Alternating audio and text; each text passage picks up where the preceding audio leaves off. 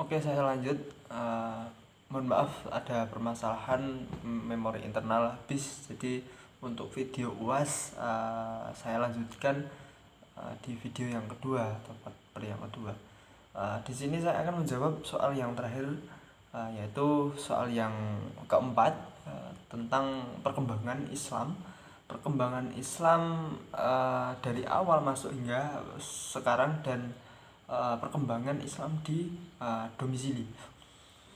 Sebelum itu saya akan menjelaskan terkait teori-teori yang berkembang pada Islam masuk di Indonesia.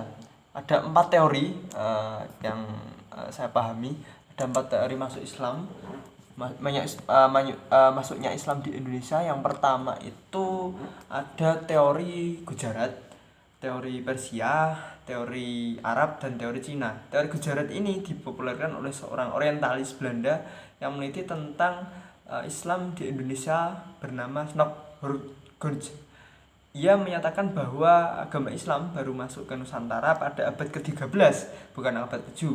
Masa yang dipelopori oleh pedagang Gujarat India.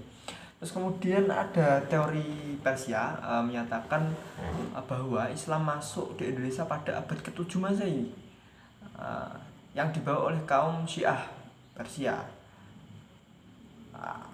Terus kemudian ada 4 persamaan budaya antara Islam dan Persia, dan budaya Nusantara sekaligus. Terus kemudian ada teori Arab. Dijelaskan bahwa Islam masuk ke Nusantara pada abad ke-7. Ajaran Islam dibawa langsung oleh musafir dari Arab, memiliki semangat untuk menyebarkan Islam ke seluruh dunia. Terakhir itu ada teori Cina, meyakini bahwa peran Tionghoa pada penyebaran Islam melalui budaya. Dipercaya masuknya Islam ke Indonesia terjadi pada pemerintahan dinasti Tang pada tahun 600-an Masehi. Terus kemudian terlepas dari teori-teori masuk di Indonesia, Indonesia ini mayoritas beragama Islam Muslim, lebih dari 90%. Dari 80 sampai 90% masyarakat Indonesia adalah pemeluk agama Islam. Ini tidak terlepas dari historikal sejarah Islam masuk di Nusantara. Yang terkenal di Pulau Nusantara ini adalah Wali Songo. Wali Songo ini adalah para waliullah yang bertugas untuk menyebarkan syariat Islam yang ada di Pulau Jawa khususnya. Setelah pasca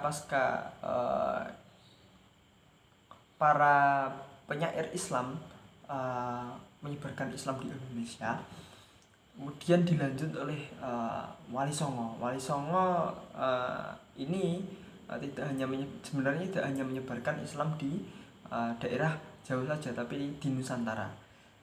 Walaupun bergeliatnya adalah di Pulau Jawa sendiri.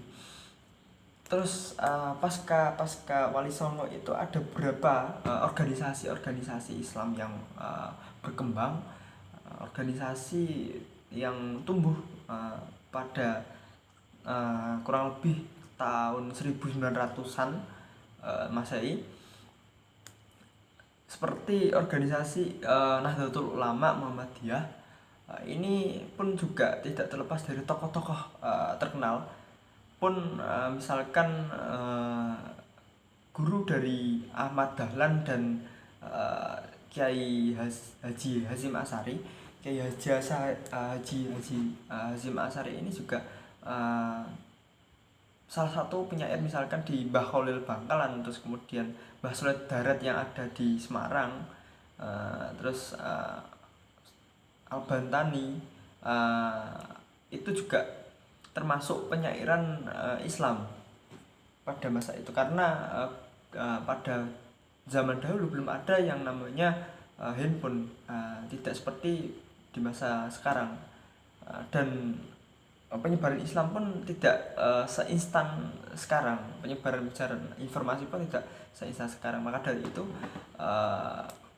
lewat organisasi besar inilah, NU dan Muhammadiyah inilah, Islam ini berkembang sangat pesat, terutama pada bidang pendidikan. Misalkan di Muhammadiyah pendidikan, ada pendidikan, ada apa namanya, pendidikan boarding school. Terus kemudian di Nahdlatul Ulama ada pendidikan yang berbasis pesantren. Ini sangat berkembang pesat ya, Islam di Indonesia. Terus ke generasi pada saat ini, generasi tahun 2000-an ini, bahkan organisasi-organisasi Islam yang afiliator ini tidak hanya sebatas sebagai organisasi yang bergerak pada keislaman, tapi juga untuk pembangunan negeri. Nah, ini yang perlu diapresiasi oleh dan diteruskan oleh anak muda sekarang gitu. Terus selain itu saya akan juga menjelaskan terkait perkembangan Islam yang ada di daerah saya. Jadi saya berdomisili di Kabupaten Blora, Jawa Tengah, dan mayoritas ini agama mayoritasnya adalah agama Islam. Walaupun ada beberapa yang berasal dari non Islam, misalkan Kristen yang sering didapatkan adalah agama Kristen, tapi